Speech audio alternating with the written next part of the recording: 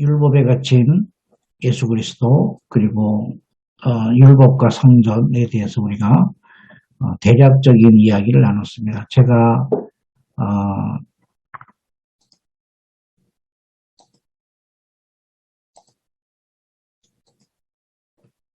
책을 두 권 소개해 올리겠습니다. 하나는 앤드류 머레이의 나를 버려야 예수가 산다라는 책과 스캇 솔즈라는 분이 쓴 선에 갇힌 인간, 선 밖의 예수라는 책을 한번 읽어보시면 많은 도움이 될 것 같습니다. 네. 오늘 함께 나누는 것은 이 책에서 말하는 내용은 아닙니다.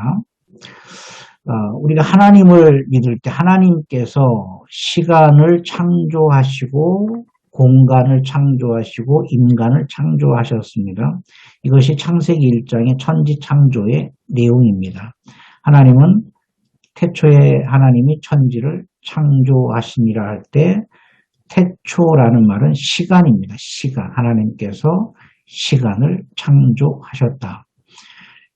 이것을 우리가 받아들이기가 참 어렵습니다. 신앙인들이 시간은 영원토록 존재한다라고 생각을 합니다. 영원토록. 그렇지 않습니다. 시간은 하나님이 창조하신 피조물입니다.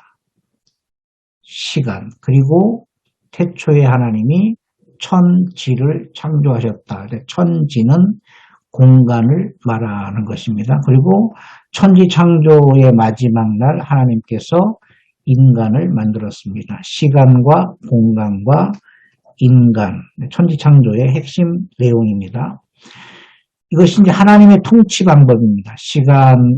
시간과 공간과 인간을 만드시고 하나님께서 천지 창조를 통해 창조주 하나님을 믿게 하셨습니다. 인간은 공간 안에 거하시는 하나님, 시간 안에 거하시는 하나님을 믿는 것입니다. 또한 반대로 하나님은 시간 밖에도 존재하시고 공간 밖에도, 우리가 말하는 우주 공간 밖에도 존재하시고 우주 공간 안에도 존재하시는 분이십니다. 하나님은 시간 안에 존재하시면서 동시에 시간 밖에 존재하시는 분임을, 우리가 창조주 하나님을 믿는 것입니다. 모세를 중심으로 해서 모세 이전 시대의 통치 방법과 모세 이후 세대의 통치 방법이 달랐습니다. 모세 이전의 통치 방법은 지난주에 우리가 함께 나눴던 내 말, 내 명령, 내 계명, 내 율례, 내 법도 창세기 26장 5절에 말씀하고 있습니다. 아브라함에게 하신 말씀입니다. 내 말, 하나님의 말씀, 그 말씀이 명령이 되었고 그 명령이 계명이 되었고 그 계명이 비공식 성문법, 율례가 되었고, 율례란 말은 돌비에 새겼다라는 말입니다. 계명을 돌판에 새겼다라는 것입니다. 이것을 통틀어서 하나님의 법도라고 합니다. 모세가 율법을 받기 전까지 이 하나님의 법도로 백성들을 재판하고 백성들을 가르쳤습니다. 그리고 모세 이전의 모든 세대의 사람들이 이 법도 안에 거했습니다. 법도를 지켰습니다. 모세 이후 세대의 통치 방법은 율법과 성전입니다. 단순화됩니다. 모세 이전에는 굉장히 복잡했고 모세 이후에는 더 단순화되었습니다. 예수님이 오셔서 더 단순화시켰습니다. 그것은 사랑입니다. 하나님을 사랑하고 이웃을 사랑하는 것이다. 이것이 선지자의 대계명이다. 율법의 강령이고 선지자의 대계명이다. 모세 이후 구약의 전체 내용이 율법과 성전에 관한 것이라 할 수 있습니다. 하나님의 통치 방법이 구체화하는 율법과 성전을 통해서 하나님의 통치를 구체적으로 하셨습니다. 모세를 통하여 이스라엘에 주신 법과 제도입니다. 율법과 성전 또는 성전과 율법은 모세를 통하여 이스라엘에 주신 법과 제도입니다. 물론 모세 이전에도 성전 역할을 하는 것이 있었습니다. 아브라함도 하나님이 명하시는 곳에 가서 번제를 드렸고 제사했습니다. 아무 곳이나 제사하지 않았습니다. 하나님이 임재하시는 곳, 하나님이 임재하셨다는 것은 하나님이 명하신 그 장소에서 믿음의 선조들은 하나님 앞에 제사를 했습니다. 그리고 내 말, 내 명령, 내 계명, 내 율례, 내 법도와 같은 이런 말씀을 가지고 하나님을 섬겼습니다. 모세를 통하여 이스라엘에게 주신 법은 바로 단순화시켰습니다. 율법 그리고 성전입니다. 이스라엘이란 한 민족에게만 주신 것이 아니라 이스라엘을 통하여 열방에 전하게 하셨습니다. 율법과 성전은 이스라엘 민족에게 주셨습니다. 모세를 통하여 이스라엘에게 주신 법과 제도입니다. 그러나 이스라엘이 정착지가 아닙니다. 이스라엘을 통하여 이스라엘은 한 민족에게만 주신 것이 아니라 이스라엘을 통하여 열방에 성전의 의미와 율법을 전하게 하셨습니다. 율법을 통해서 하나님을 만나는 것입니다. 성전을 통해서 하나님 앞에 나아가서 제사할 수 있는 것입니다.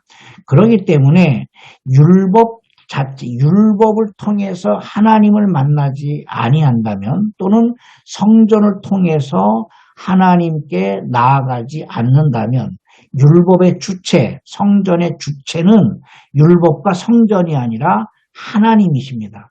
그러니까 율법을 통해서 성전을 통해서 하나님께 나아가지 않는다 그러면 율법과 성전은 짐이 되는 것입니다.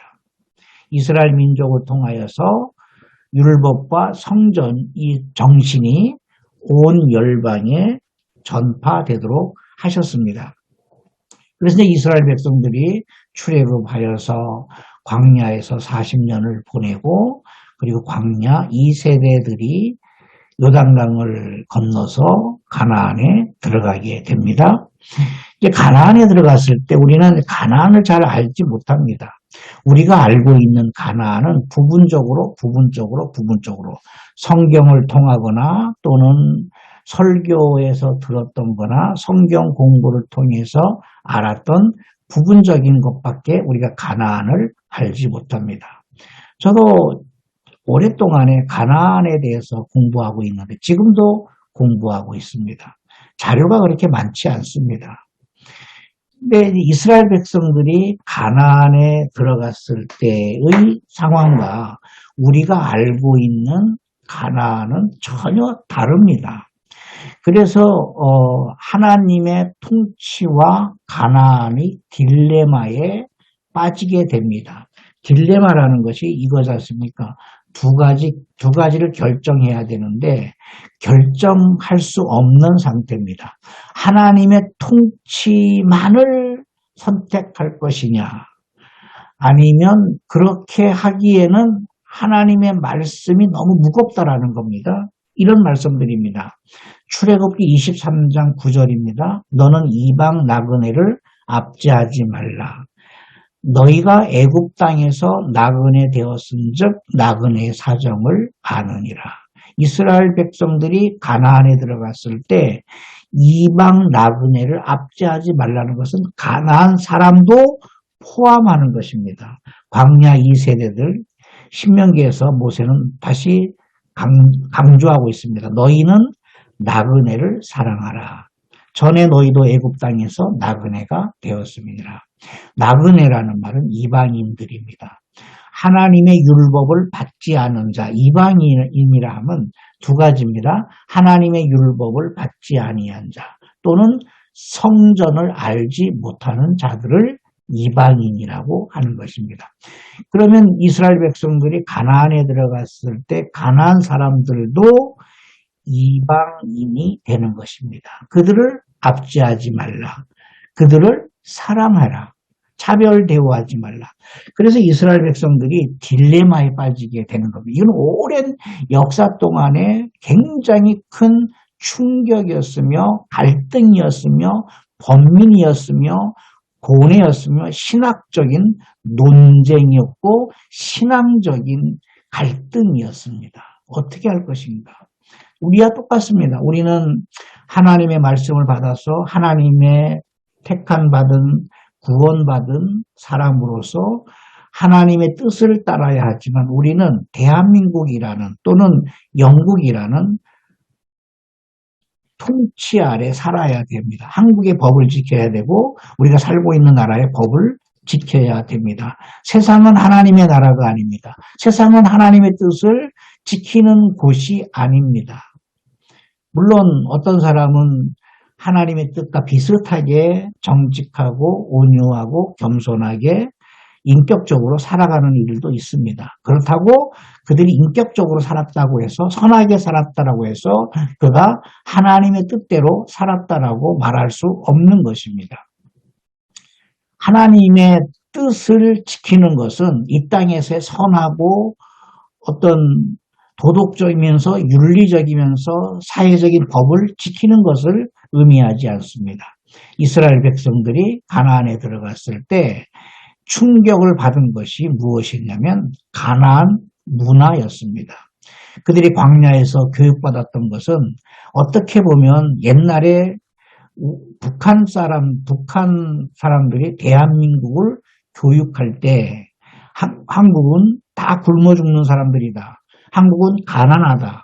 한국 사람들은 김일성을 원하고 있다. 통일을 원하고 있다. 이렇게 반대로 교육을 시켰습니다. 그래서 간첩들이 넘어왔을 때 깜짝 놀라는 것이 자동차가 이렇게 많은 것, 그리고 빌딩들이 이렇게 많은 것, 매일 고기를 먹을 수 있다는 사실에 놀라지 않았습니까? 또 반대로 저는 어렸을 때 강원도여서 방공 교육을 많이 받았습니다.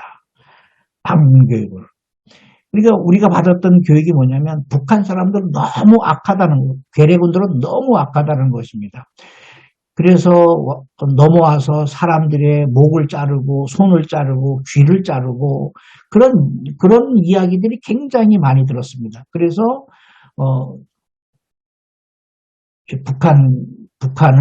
북한 사람들을 신고하고 그들이 남한에 못 오도록 철저한 보안 교육을 우리는 받았습니다. 전혀 다른 것이죠. 이스라엘 백성들이 가나안에서 교육받은 가나안은 어떤 곳입니까? 가나안 사람들은 정복해야 되고 가나안 사람들은 멸망시켜야 되고 가나안 우상들은 아주 파멸시켜야 된다고 생각을 했습니다. 그리고 막상 이스라엘 백성들이 가나안에 들어갔을 때는 이들이 받은 충격입니다. 40년 동안의 광야라는 사막이라는 흑백의 세상에서 그들은 살았습니다. 흑백의 세상이었습니다. 문화가 없었습니다. 그런데 가나안에 들어갔을 때는 총천연색 문화였습니다. 이들이 충격받았습니다. 왜 하나님을 믿는 우리 선민, 하나님이 택하신 선민들에게 고생하면서 광야에서 40년 동안에 옷 한 벌로 살았고 그리고 한 가지 음식만을 먹으면서 한 세대를 보냈는데 하나님을 알지 못하는 가나안 사람들, 하나님이 가장 미워하시는 우상을 숭배하는 가나안 사람들은 우리보다 오히려 월등히 잘 살고 월등히 더 고급적인 문화를 가지고 있었다라는 것이 이스라엘 백성들이 받았던 충격이었습니다. 가나안의 딜레마입니다. 하나님께서 인류에게 주신 최초의 계명이 있습니다. 명령입니다. 그리고 그것은 인류 최초의 사람 아담에게 주신 것이 아니라 우리까지 지금 오늘 우리까지 지켜야 할 영원한 계명입니다. 바로 창세기 1장 28절입니다. 하나님이 그들에게 복을 주시며 하나님이 그들에게 이르시되 생육하고 번성하여 땅에 충만하라. 땅을 정복하라. 바다의 물고기와 하늘의 새와 땅에 움직이는 모든 생물을 다스리라 하시니라. 제가 여러 차례 이 창세기 1장 28절을 말씀드렸습니다. 이 말씀은 두 문장으로 나눠야 된다는 겁니다. 하나님이 그들에게 복을 주셨습니다. 그리고 하나님이 그들에게 명령하셨습니다. 그러니까 복과 명령이 구분돼야 된다는 겁니다. 우리는 이것을 한 문장으로 생각하기 때문에 하나님이 그들에게 복을 주셨는데 그 복이 뭐냐면 생육하고 번성하고 땅에 충만하고 땅을 정복하는 것이라고 생각을 했습니다. 생육하고 번성하고 땅에 충만하고 땅을 정복하는 것은 하나님이 주신 복이 아닙니다. 하나님이 우리에게 명하신 명령입니다. 인류 역사에 보면 하나님을 알지 못했던 사람들이 생육하고 번성하고 땅에 충만하고 땅을 정복했던 인물들이 굉장히 많이 있습니다. 이집트도 그랬고 로마도 그랬고 독일 나치군 한 시대였지만 세계를 정복하려고 했고 일본도 마찬가지였고 세계를 정복하려고 했습니다. 그것이 하나님이 주신 복이 아닙니다. 생육하고 번성하여 땅에 충만하고 땅을 정복하는 사명인데 그 사명을 누가 감당해야 되냐면 하나님께 받은 복을 가진 사람들입니다. 여기서 말하는 복은 하나님께 엎드리다, 하나님께 부복하다, 하나님께 무릎 꿇다, 하나님을 경청하다라는 의미가 있습니다. 복이 뭡니까? 하나님 앞에 무릎 꿇는 것입니다. 무릎 꿇는 게 뭡니까? 경배하는 것입니다. 예배하는 것입니다. 하나님의 말씀을 겸손하게 경청하는 것입니다. 그런 복을 받은 사람들이 이 땅을 다스리고 지배하고 정복하라는 것입니다. 이 정복은 정복 전쟁이 아니라 하나님의 사랑으로 다스려야 한다는 것입니다. 그것을 우리는 두 단어로 요약할 수가 있습니다. 하나님의 다스림, 세상을 다스리는 것이죠. 전도와 선교입니다. 전도는 같은 언어를, 같은 문화를 사용하고 있는 사람들에게 하나님의 사랑을 전하는 것입니다. 선교는 다른 문화권의 사람들에게 하나님의 사랑을 전하는 것입니다. 전도와 선교입니다. 전도와 선교를 하는 이유가 이사야 40장 3절 5절입니다. 너희는 광야에서 여호와의 길을 예비하라. 사막에서 우리 하나님의 대로를 평탄하게 하라. 골짜기마다 도두어지며 산마다 언덕마다 낮아지며 고르지 아니한 곳이 평탄하게 되며 험한 곳이 평지가 될 것이요 여호와의 영광이 나타나고 모든 육체가 그것을 함께 보리라. 이는 여호와의 입이 말씀하셨느니라.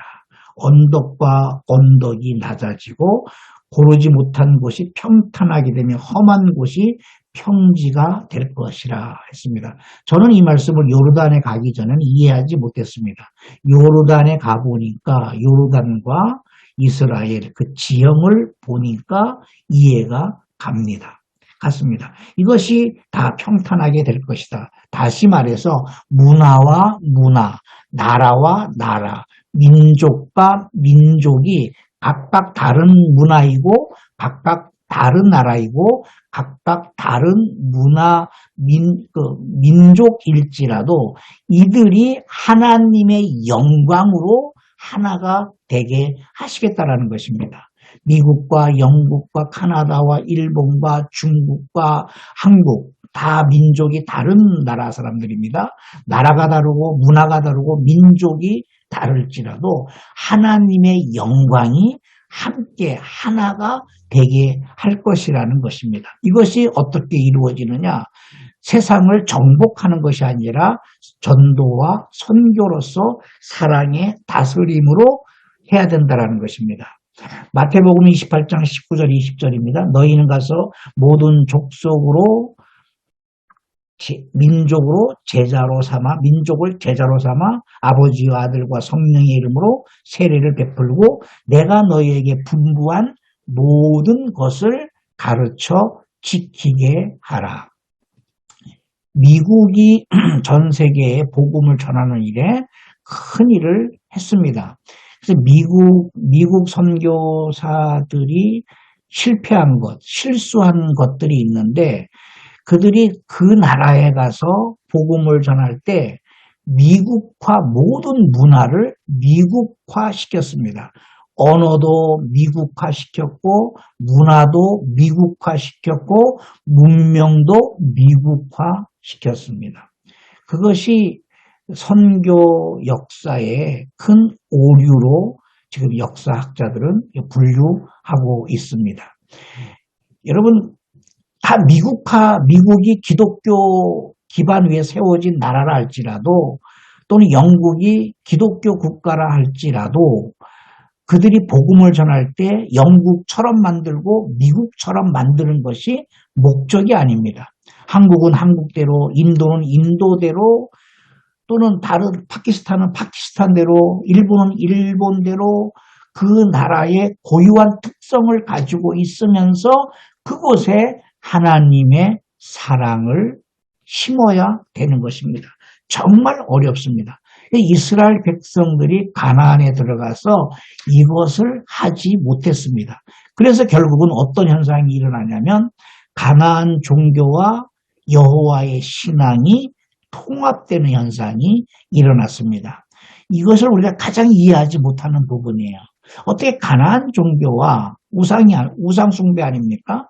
가나안 종교들을 아시는 분은 아시겠지만 얼토당토 않는 이런 비인격적인 비상식적인 우상 숭배 방법이 있습니다. 오늘날 무속도 마찬가지입니다. 비상식적입니다. 비인격적입니다. 비논리적입니다. 가나안 종교가 그랬다라는 겁니다. 물론 가나안 종교에도 고등 종교와 하등 종교가 구분됩니다. 가나안 종교에도 고등 종교가 있고 하등 종교가 있습니다. 결국 가나안 땅을 지탱해온 오랜 세월 동안에 지탱해온 종교는 하등 종교가 아니라 고등 종교입니다. 우리나라에도 고등 종교와 하등 종교가 있습니다. 불교라든가 유교라든가 이런 것들은 고등 종교에 속합니다. 무속 이런 것들은 샤머니즘 이것은 하등 종교입니다. 돼지 머리 놓고 절하고 돼지 머리 놓고 복을 비는 것 이것이 하등 종교입니다. 이해가 안 가는 부분입니다. 이해가 안 가는 거예요. 그래서 무당들이 가장 영험한 무당이 뭡니까? 어떤 쇠창살 위에 돼지 머리를 세우는 거 아닙니까? 어떤 작두 위에서 춤을 추는 거 아닙니까? 그래서 어떻게 하겠다라는 거예요. 돼지 머리를 세우고 작두 위에서 춤을 춰서 어떻게 하겠다라는 겁니까? 목적이 없어요. 그 자체를 신봉하는 겁니다. 가나안 종교에도 고등 종교가 있고 하등 종교가 있습니다. 우리는 가나안 종교에 대한 얘기를 들을 때 대부분이 하등 종교에 관한 이야기를 들었습니다. 철학이 있습니다. 어떤 종교가 그 지역에 정착하여서 10년도 아니고 100년도 아니고 오랜 세월 동안에 지속하면서 백성들의 중심 사상이 될 때는 거기에 우리가 알지 못하는 매력이 있는 겁니다. 마력이 있는 겁니다. 그래서 가나안을 지탱했던 종교는 가나안 고등 종교입니다. 고등 종교는 굉장한 질서가 있고 어떤 법치가 있고 문화가 있고 문명이 있었는데 이스라엘 백성들이 가나안에 들어갔을 때 이 가나안 고등 종교와 여호와의 신앙이 거의 엇비슷하다라는 것을 그들이 느꼈던 것입니다. 오늘날도 그렇습니다. 어떤 사람들은 불교나 뭐 기독교나 천주교나 뭐 유교나 다 똑같지 않습니까? 뭐 선하게 살고 착하게 살고 악하게 살지 말고 뭐 그런 거 가르치는 거 아닙니까? 이 종교를 기독교를 잘 모르는 사람들이 하는 얘기입니다. 이스라엘 백성들이 그런 식으로 가나안 종교를 받아들였습니다. 가나안 종교도 또는 여호와를 믿는 신앙도 천상에서 섬기는 게 아닙니다. 우리가 하나님을 믿는다라고 해서 우리가 땅을 딛지 않고 천상을 날아다니면서 하나님을 섬기지 않습니다. 하나님을 섬기는 신앙이 땅에서 섬겨야 됩니다. 땅에서 나오는 음식을 먹어야 되고 땅에서 나오는 고통을 겪어야 되고 땅에서 나오는 죽음도 겪어야 되고 땅에서 이루어지는 전쟁도 치러야 되고 땅에 있는 모든 문화를 공유해야 됩니다. 가나안 종교 사람들도 마찬가지입니다. 그러니까 이스라엘 백성들이 가나안에 들어가서 뭐 똑같지 않나, 그들과 우리와 다를 게 없지 않느냐. 그래서 그들이 종교 혼합주의를 만들어내었고 종교 다원주의를 만들어내었고 종교 평등주의를 만들어냈습니다. 이것을 우리가 잘 이해하지 못해요. 여러분, 예루살렘 성전에 뭐 이스타르 여신이라든지 하늘을 지배하는 이스타르 여신이라든지, 그리고 이스타르 여신이 만들어낸 게 뭡니까? 12개의 별자리 아닙니까? 별자리. 오늘날도 많은 사람들이 내 별자리는 무슨 별자리입니다. 그거 믿고 있지 않습니까? 그거로 뭐 타로점도 보고 뭐 그러지 않습니까? 그게 가나안 종교에서 시작한 겁니다. 그래서 예루살렘 성전에 하나님을 예배하고 하나님의 임재하심의 상징이고 하나님의 이름을 부시기 위해서 세운 예루살렘 성전에 이스타르 여신상을 세우고 바알 신상을 세우고 아세라 목상을 세우고 각종 별들의 12가지 별들의 신상을 세웠습니다. 이것이 무슨 의미입니까? 종교 평등주의가 세상을 지배했다라는 것입니다. 오늘날도 그렇습니다. 오직 예수로만 구원받습니다. 예수가 아니면 다 지옥 갑니다. 오직 예수로만 구원받습니다. 진리는 오직 성경밖에 없습니다. 이렇게 강조하면은 걸려요. 종교 평등주의, 종교가 평등하지 않느냐? 인권이 있는 것처럼 종교에도 사상 평등해야 된다. 그래서 기독교나 불교나 뭐 유교나 천주교나 다른 어떤 심지어는 무속까지라도 종교는 평등해야 된다라는 것이 세상을 지배하는 종교관입니다. 여기에 우리가 많이 속고 있습니다. 이스라엘 백성들도 가나안에 들어가서 여기에 이런 딜레마에 빠졌다라는 것을 우리가 기억을 해야 됩니다. 이스라엘 백성들이 가나안에 들어갔을 때 참 어렵습니다. 정복 전쟁을 7년 동안 치렀고 여호수아를 중심으로 해서 7년 동안 치렀고, 그리고 다윗 시대까지 전쟁을 했고, 그 전쟁은 지금까지 수천 년이 지난 지금에까지도 전쟁을 하고 있지 않습니까? 끊임없이 분쟁하고 있습니다. 문제는 뭐냐면 정복 전쟁이 아니라 사랑의 다스림이 있어야 된다. 그것을 이스라엘 백성들이 놓쳤습니다. 어떻게 사랑의 다스림을 다스릴 것이냐. 율법과 성전을 통해서 배워야 한다는 것입니다. 완벽한 율법, 완벽한 성전 정신으로 무장을 해야 된다라고 되는 것입니다. 제가 영국에 있을 때 우리 집사님이, 은행 직원 집사님이 한 분 계셨습니다. 그분이 위조 지폐를 교육받는 이야기를 좀 해준 적이 있습니다. 위조 지폐를 교육받는데 위조 지폐를 감별하는 것이죠. 그런데 이제 돈을 한 뭉치를 준 거예요. 돈을. 처음에는 그게 다 위조 지폐인 줄 알았다는 겁니다. 돈을 주니까 이게 위조 지폐구나. 그래서 계속 돈을 만지고 분류하고 세어보고 막 빳빳한 돈이 걸레가 되도록 돈을 만졌다고 합니다. 그런데 알고 봤더니 그게 진짜 돈이었습니다. 위조 지폐를 훈련받고 위조 지폐를 감멸하는 훈련 기간 동안에 자기는 한 번도 위조 지폐를 만져본 적도 없고 본 적도 없었다라는 겁니다. 위조 지폐는 본질이 아니기 때문에 이것을 공부해 놓으면 또 다른 위조 지폐가 나오고 그것을 공부하면 또 다른 위조 지폐가 나와서 결국에는 위조 지폐를 따라가다 보면 본질을 잃어버린다는 것입니다. 그래서 위조 지폐 감멸 방법은 위조 지폐를 보여주는 것이 아니라 오직 진짜 돈을 가지고 훈련한다라는 것입니다. 그러면 진짜 돈을 확실하게 분석하고 확실하게 알기 때문에 눈을 감아도 어느 한 부분만 만져도 진짜 돈을 알기 때문에 어떠한 위조 지폐가 와도 순간에 분별해낼 수 있다는 것입니다. 무엇입니까? 본질이 뭡니까? 율법과 성전입니다. 이스라엘 백성들이 가나안에 들어가서 율법으로 무장하고 성전으로 하나가 되었다라고 한다 그러면 가나안에 있는 어떠한 종교도 그들은 통치할 수 있고 다스릴 수 있고 그 종교를 향해서 선교할 수 있는 강력한 힘, 에너지를 얻을 수 있게 되는 것입니다.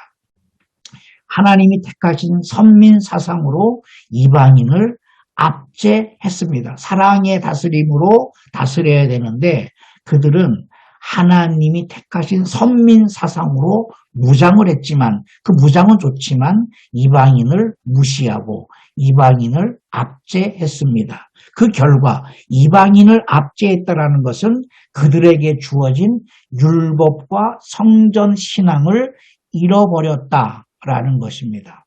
계속 위조 지폐만 공부하는 겁니다. 우리나라에도 이단들이 많이 있지 않습니까? 다른 종교도 많이 있지 않습니까? 다른 종교 이단들을 이길 수 있는 방법은 그 이단을 공부해서 이길 수가 없습니다. 우리는 다른 종교를 공부해서 이길 수가 없습니다. 우리가 해야 할 일은 본질을 찾는 겁니다. 본질에만 충실하면 어떠한 이단도 어떠한 종교도 이겨낼 수가 있는 것입니다. 이스라엘 백성들이 그것을 가나안에 들어가서 잃어버렸다라는 것입니다. 하나님께서 세상을 통치하시는 방법이 율법과 성전이었는데 그들은 하나님 위에 율법과 성전을 두었습니다. 이것은 굉장히 심각했던 신학적 주제입니다. 하나님 율법을 통해서 성전을 통해서 하나님께 나아가고 하나님 아래에 율법과 성전이 있는 것입니다. 그런데 이스라엘 백성들은 하나님 위에 율법과 성전을 두었습니다. 다시 말해서 율법의 성전에 하나님을 가두어 버린 것입니다. 그들이 해석한 율법, 그들이 타락된 성전, 그것이 곧 하나님이더라고 그들은 생각했던 것입니다. 명령하시는 하나님의 본질과 명령이라는 비본질의 우선순위가 바뀌는 신앙으로 그들이 변질되었습니다. 율법과 성전을 통해 하나님을 섬기는 것이 아니라 하나님을 율법과 성전에 가두었습니다. 이것은 마치 로마서 1장 25절 말씀과 같습니다. 이는 그들이 하나님의 진리를 거짓 것으로 바꾸어 피조물을 조물주보다 더 경배하고 섬김이라. 주는 곧 영원히 찬송할 이시로다. 율법과 성전은 하나님께 나아가는 유일한 통로입니다. 그런데 예수께서 오셔서 율법을 폐하시고 성전을 헐어버리라 말씀하셨을 때 그들이 받았던 충격은 엄청난 사건이었습니다. 마태복음 5장 17절입니다. 내가 율법이나 선지자를 폐하러 온 줄로 생각하지 말라. 폐하러 온 것이 아니요 완전하게 하려 함이라. 이스라엘 백성들이 예수님을 오해한 것 중에 하나가 뭐냐면 율법과 선지자를 무시하기 때문에, 율법을 어기기 때문에 율법을 폐하러 온 줄로 생각을 했습니다. 그러나 예수님은 율법을 폐하러 온 것이 아니라 율법을 완전하게 하려 오셨다는 겁니다. 요한복음 2장 19절 20절입니다. 예수께서 대답하여 이르시되 너희가 이 성전을 헐라 내가 사흘 동안에 일으키리라. 유대인들이 이르되 이 성전은 46년 동안의 지었건을 내가 3일 동안에 일으키겠느냐 하더라. 성전을 헐어버리는 것입니다. 사도행전 4장 6절 7절에 대제사장 안나스와 가야바와 요한과 알렉산더와 및 대제사장의 문중이 다 참여하여 사도들을 가운데 세우고 묻되 너희가 무슨 권세와 누구의 이름으로 이 일을 하느냐. 대제사장 문중에 대한 언급이 성경에 딱 한 번 나옵니다. 사도행전 4장에 굉장히 중요한 메시지입니다. 로마가 이스라엘을 집권할 때 집권하는 방법이 성전의 거룩과 성결을 퇴색시키는 거였습니다. 굉장히 중요한 역사적인 사실입니다. 성전은 거룩해야 됩니다. 하나님이 임재하신 곳이기 때문에. 그리고 성전에서 예배하는 사람들은 성결해야 됩니다. 하나님의 법을 지키는 자들이기 때문에 그렇습니다. 그런데 성전의 거룩과 성결을 퇴색시켰습니다. 로마가.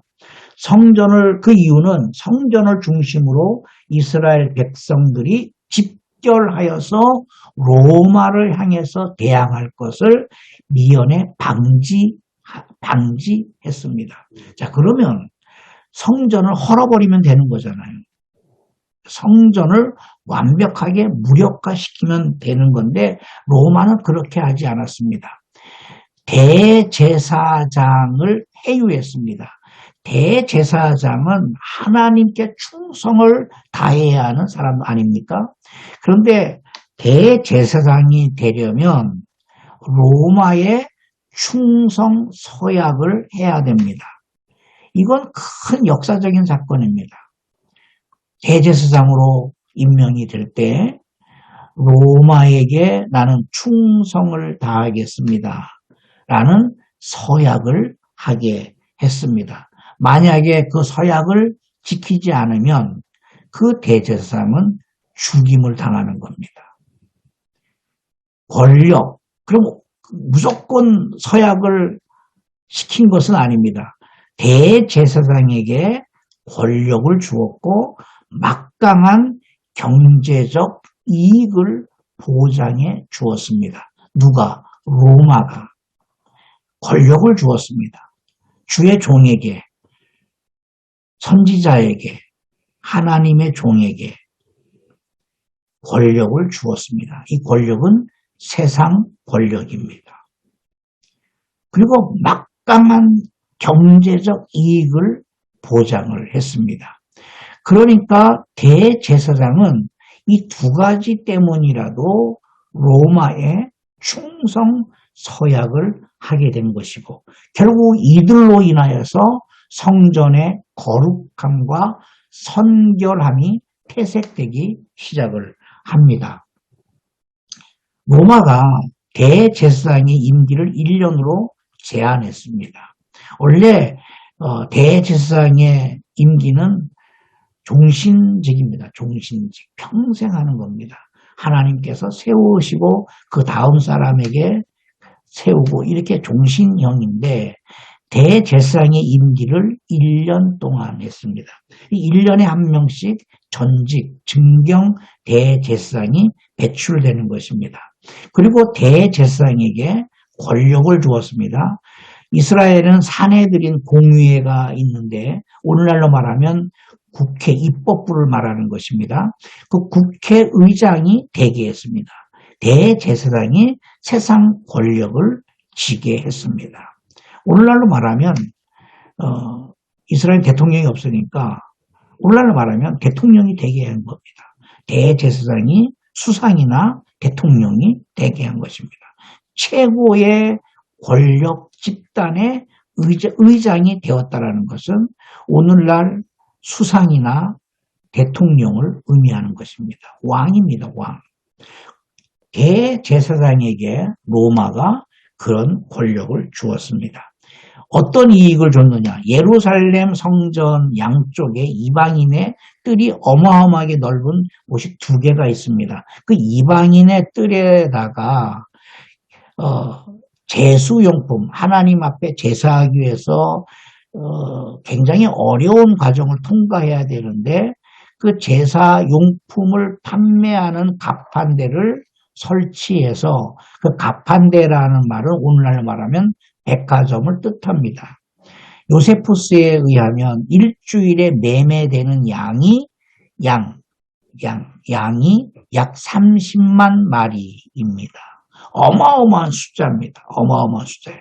그 수익금을 대제사장 가문, 대제사장, 전직 대제사장이라든지 현직 대제사장에게 수익금을 보장해 주었습니다. 그러니까 대제사장이 된다는 것은 왕이 되는 것이고 또 하나는 재력가가 되는 것입니다. 그렇기 때문에 이것을 보장해 주는 사람이 바로 로마이기 때문에 대제사장이 되므로 로마에게 충성 서약을 하게 되는 것입니다. 대제사장 문중이 있습니다. 사도행전 우리가 4장 읽었지 않습니까? 대표적인 그 문중이 안나스입니다. 안나스는 7년, AD 7년에서 15년 동안 재임을 했습니다. 기억해야 됩니다. 로마가 집권하면서 대제사장 임기를 1년으로 했다라는 사실입니다. 그런데 안나스는 7년에서 15년 동안의 임기를 계속 연장받았다라는 것입니다. 무엇을 의미합니까? 로마에게 충성을 다했다라는 겁니다. 하나님께 충성한 것이 아니라 로마의 앞잡이가 되었고 로마의 충성을 다했습니다. 로마의 충성을 다한 결과가 뭐냐면 성전의 거룩한 성결은 파괴되고 거룩은 파괴되고 성결은 퇴색되기 시작했다라는 겁니다. 안나스에게 여러 아들들이 있습니다. 요나단이 있어 36년부터 37년까지, 데오필루스 37년에서 41년까지, 마띠아스 42년, 그리고 안나스 손자입니다. 안나스의 손자가 또 안나스가 있습니다. 61년에 했습니다. 우리가 잘 알고 있는 가야바 18년에서 35년까지 대제사장을 감당했습니다. 신약 시대에 가장 오랫동안에 통치한 대제사장으로서 안나스의 사위입니다. 이 사람들이 대제사장 문중, 사도행전 4장에 나오는 대제사장 문중으로서 로마에게 충성 맹세를 한 집단들입니다. 그리고 이들은 막강한 권력을 얻었고 막강한 경제 대가문을 이뤘던 것입니다. 최고의 갑부가 된 것입니다. 가야바, 로마의 하수인이죠. 로마가 집권하는 방식이 이렇게 했다라는 겁니다. 성전을 통해 막강한 권력과 경제적 이익을 얻은 인물입니다. 예수님을 십자가 처형하는데 장본인이었습니다. 마태복음 6장 24절에 한 사람이 두 주인을 섬기지 못할 것이니 혹 이를 미워하고 저를 사랑하거나 혹 이를 중히 여기고 저를 경히 여김이라. 너희가 하나님과 재물을 겸하여 섬길 수가 없다라고 말씀하셨는데 가야바 대제사장의 문중들은 하나님도 섬기고 재물도 섬길 수 있다라고 생각을 한 것입니다. 그 재물을 얻기 위해서는 권력이 필요한데 그 권력이 바로 로마로부터 오는 것이기 때문에 로마에 대한 충성 맹세 서약을 한 집단들입니다.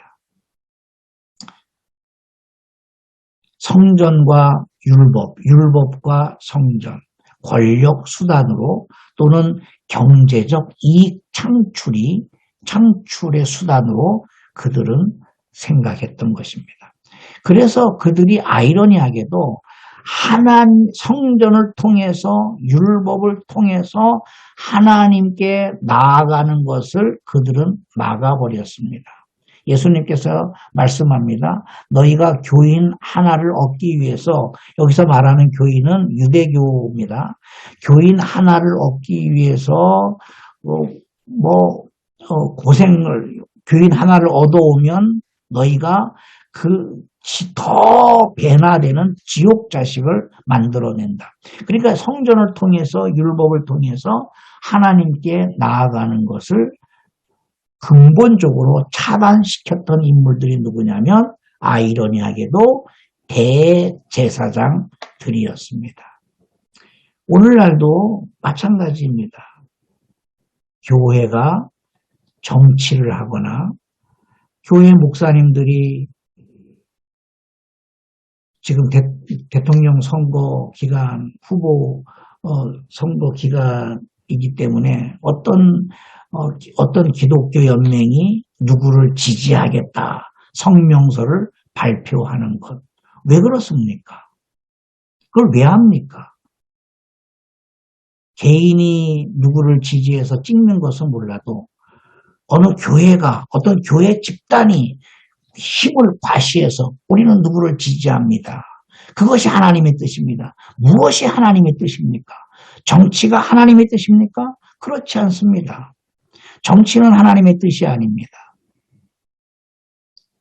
우리는 정치를 몰라도 정치를 통솔할 수 있는 영적인 사람들입니다. 교회는 말씀으로 돌아가야 되고 하나님 앞에 엎드려야 되고 하나님이 주신 복으로 세상을 사랑으로 다스리고 지배하고 정복해야 하는 사명을 가진 자들입니다. 하나님 성전과 율법을 통해서 하나님께 나아가는 것이고 우리는 성전이 목적이 아닙니다. 율법이 목적이 아닙니다. 그걸 통해서 하나님께 나아가는 겁니다. 이를테면 우리가 창세기를 읽을 때 아브라함을 만납니다. 아브라함이 주인공이 아니에요. 아브라함이 만난 하나님을 우리가 만나야 되는 거 아닙니까? 야곱이 주인공이 아니라 야곱이 만난 하나님. 이삭이 주인공이 아닙니다. 이삭이 만난 하나님.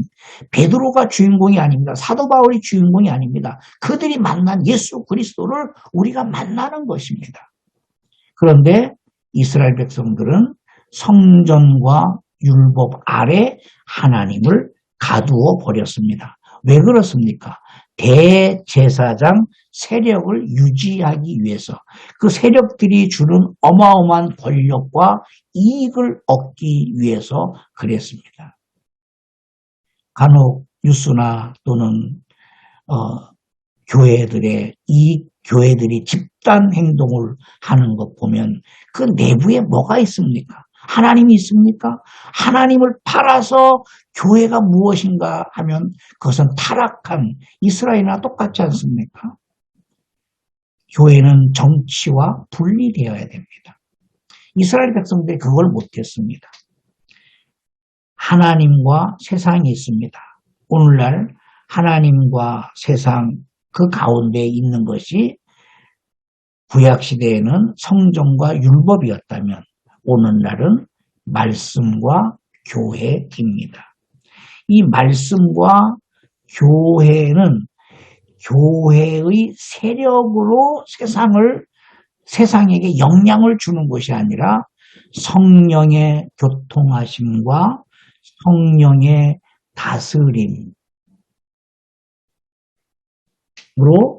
세상에 선한, 거룩한, 성결한 영향력을 끼쳐야 합니다. 결론입니다. 율법에 갇힌 예수 그리스도, 성전에 갇힌 예수 그리스도, 오늘날 교회에 갇힌 예수 그리스도, 우리가 생각을 해야 됩니다. 율법과 성전, 교회와 말씀. 우리가 말씀 한 구절을 안다고 해서 그것이 전부 다가 아닙니다. 하나님을 알아가는 방편 중에 지극히 일부분의 약속일 뿐입니다. 성전도 그러하고 율법도 그러하고 교회도 그러합니다. 갈라디아서 6장 8절입니다. 자기의 육체를 위하여 심는 자는 육체로부터 썩어질 것을 거둡니다. 이스라엘 백성 대제사장 문중, 하나님을 가장 잘 믿어야 하고 하나님을 가장 잘 알아야 하는 대제사장 문중들은 율법과 성전을 육체를 위해서 육체가 얻어지는 명예와 권력과 경제력을 얻는 것을 수단으로 삼았던 자들입니다. 성령을 위하여 심는 자는 성령으로부터 영생을 거두게 됩니다. 저와 여러분은 이름도 없고 무명인이지만 우리는 하나님의 뜻을 지키는 자들입니다. 말씀을 통해서 하나님께 나아가는 자들입니다. 교회를 통해서 우리는 하나님께 예배하는 자들입니다. 저와 여러분들이 성령을 위하여 심는 자는 성령으로부터 주시는 영생을 거두는 성숙한 그리스도의 제자가 되기를 예수 이름으로 축복합니다.